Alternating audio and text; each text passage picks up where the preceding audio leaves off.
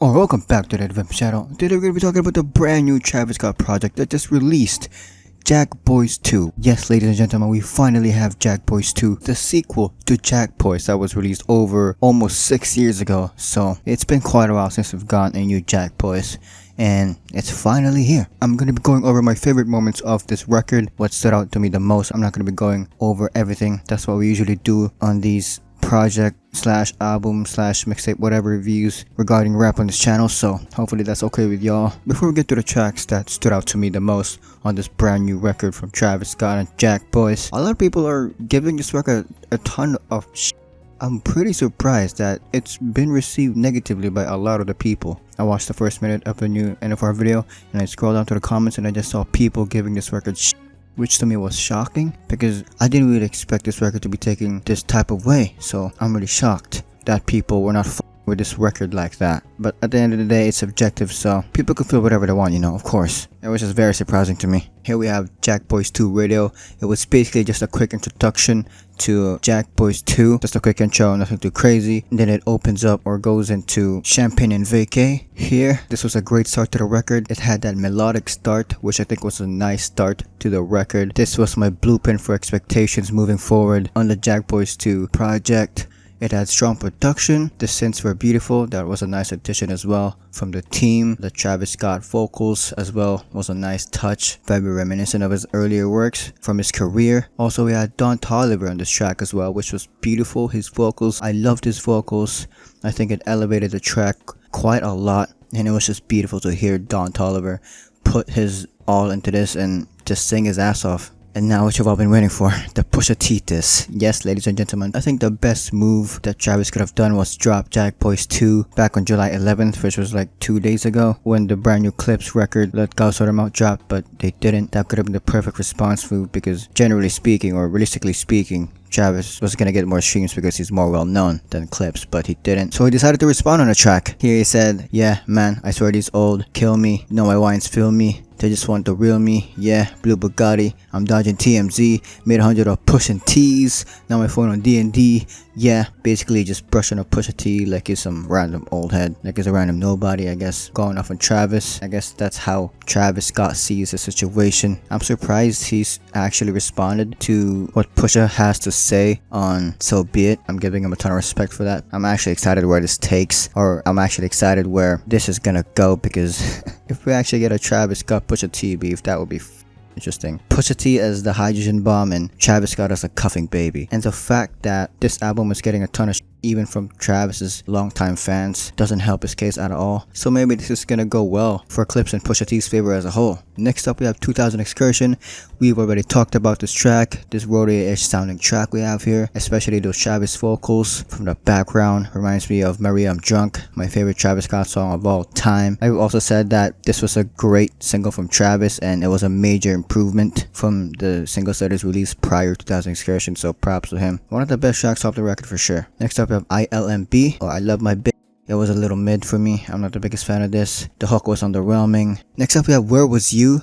This is a stacked ass track, everyone. When I tell you it's stacked, it's stacked. We have Travis Scott, Playboy Cardi, and Future on the same track. 3 rap behemoths, 3 rap giants on the same track. Okay, like this is actually big. And the fact that it was a surprise feature as well, that was a nice move. However, I do think that everyone should have went crazier. The contributions from everyone here were surface level. It was tolerable in some way, shape, or form though. Everyone was melodic. The vocals were doing its thing. The production was decent. The keys were nice in the background. If you listen, that was a nice addition as well.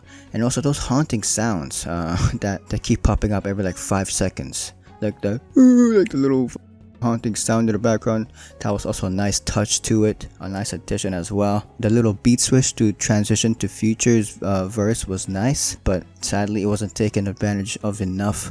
I think they should have went crazier with that, especially the fact that it's Pluto himself on that verse. Kind of made me a little bit disappointed because why was it so mild? Like the contribution from Future himself as well was surface level. Like I wasn't a big fan of that at all. It did sound nice though. It might be a grower for you. I don't know if it'll grow on me, but sonically speaking, it's pretty nice in a way. Yeah, I mean, yeah. To be honest, this sounds like a Future track. Like it would sound great on Mixtape Pluto if Future performed it himself. I'm not saying that this sounds bad by any means, because it sounds great. I'm just saying that this would fit on that mixtape because I don't know. This whole track sounds Future-esque, and if Future was the performer, maybe it would have had the better execution, if that makes any sense. Also, I forgot to mention this. Travis has his cardio impressions here and there on this whole record, which to me was a little hit or miss. I don't think you should be doing that. Just stick to being Travis Scott and stick to the Travis Scott sounds because I'm not sure if it fits or not. Next up we have Kick Out. I was waiting for this track. This was previewed before, so I was excited and I'm not that disappointed at it. However, I was slightly disappointed by that 21 Savage feature. If you're wondering why I'm disappointed, he was just basically doing a Swamp Izzo. He was just ad-libbing the whole track. I don't know what the they were thinking with this. What was the point of doing a 21 Savage feature if he was just going to nod to Travis the whole track? Basically a pointless ad-lib. I mean, yeah, the ad-lib was pointless, but in general it was basically a pointless feature because he didn't do shit. Okay, why did you just add DJ drama instead? This was useless. However, Travis Scott was consistent with his flow. He sounds hungry here on this track specifically, and he's back again with that haunting or that sinister sort of production. Also, the ghost sort of sounds in the background was another nice touch again, just like what it was on Where Was You with the two rap behemoths. The classic oohs from Travis Scott on this track, the classic ooh ad-libs or those classic ooh vocals were also on this track, which was a nice touch again. Great instrumental from the first half, I'll give them that. Basically made this track tolerable because of those great instrumentals. And then we also had a beat switch to a much more focused state, and then Travis was hungry sounding again on that second half. Travis thrives in these situations. Like when you hear a beat switch on a Travis Scott track, just know that Travis is gonna go off with that hungry sounding flow. That 21 Savage feature was not it, brother. That was absolutely unnecessary and it wasn't even good. Next up we have Dumbo. This was also previewed before, which I was excited as well for this. We have that Astroworld sounding intro, which to me was great because I loved Astroworld. I think it's a classic. The intro reminded me of Stargazing. The first few seconds of the intro was nice, Stargazing-esque track. I'm glad that this was the approach he took with this one. Travis is back with his sneaky flows, which usually does well, and it did here as well, which were smooth, so that was nice. The melodic switch on this track was beautiful as well, and then he switches back to rapping, and then switches back to the melodic singing again. As I mentioned again, Travis really thrives in these situations. The progression of the instrumentals on the second half are great, and then goes back to the melodic singing, the usual, which was nice. The only part that I wasn't that big of a fan of was the hook. I think the hook could have been better. If it was a bit more aggressive, maybe it would have been much more nice, but I still like the track though. Next up we have Outside. Here we have this 2000 Excursion sounding track, which was a great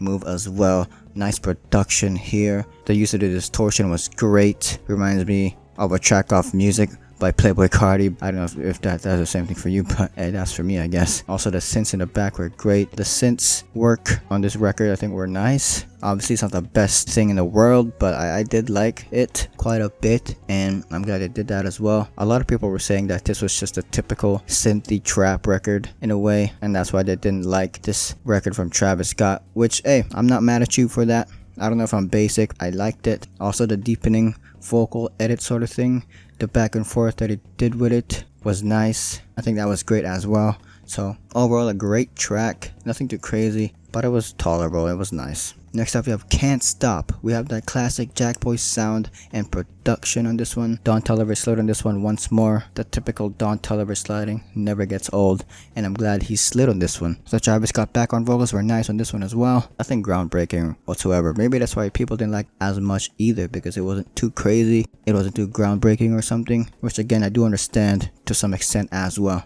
And the last track here we have Florida Flow, which was a little rocky when I listened to it for the first time. That raspy attempt from Travis Scott from the beginning was a little weak. The vocals, instrumentals at the beginning were low-key not complimenting what needs to be complimented. It was just forcing stuff. That's what I felt about it. And the mixing was, I don't know, it sounded so weird to me. However, we had a quick beat switch in a way, and then we heard Travis Scott on that hungry flow once more, which was nice. I'm glad he did a little beat switch, because if that was just a raspy attempt flow sort of thing from Travis, then this would have been an ass track. Anyways, that's that. Let me know if you have any more content like this. Drop a like, sub, comment, see you.